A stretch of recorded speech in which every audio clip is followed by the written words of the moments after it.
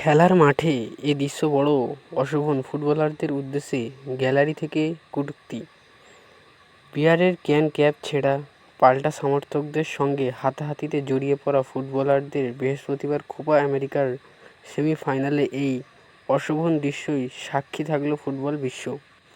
বৃহস্পতিবার Copa America 2024 টান সেমিফাইনালে উরুগুয়েকে 1-0 গোলে হারিয়ে কলম্বিয়ার চলতি টুর্নামেন্ট দুর্দান্ত ছন্দে ছিল 15 বারের চ্যাম্পিয়ন উরুগুয়ে।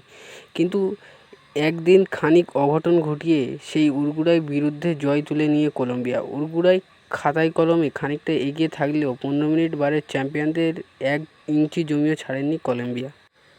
স্বাভাবিকভাবে হারের হতাশা গ্রাস করেছিল উরুগুয়ে ফুটবলারদের।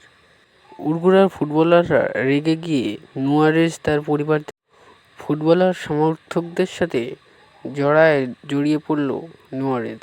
তার সাথে তাদের গোলকিপার এবং অন্যান্য প্লেয়াররাও জড়িয়ে পড়েছিল তাদের সঙ্গে।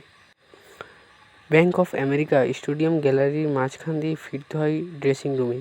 ম্যাচ শেষে উরুগুয়ে ফুটবলাররা যখন ফিরছিলেন তখন গ্যালারি থেকে কলম্বিয়া সমর্থকরা তাদের উদ্দেশ্যে ম্যাচের পরের সহিংস ঘটনাটি পর্যায়ক্রমেভাবে বুঝতে এবং জড়িত ব্যক্তিদের দায়িত্বভাবে ব্যাপারটা তদন্ত শুরু করেছেন। বৈশ্বিক ফুটবলার উৎসবের ক্ষতি করে এমন কোনো কাজ সহ্য করে হবে না, সেই বিষয়টি আমরা পুনর্ব্যক্ত করে সতর্ক করছি। আবেগকে সহিংসায় রূপান্তর করবে এমন একটি ঘটনা অবজ্ঞা এই প্রতিযোগিতায় ক্ষতিগ্রস্ত এমনই কোনো আচরণ সহ্য করা হবে না।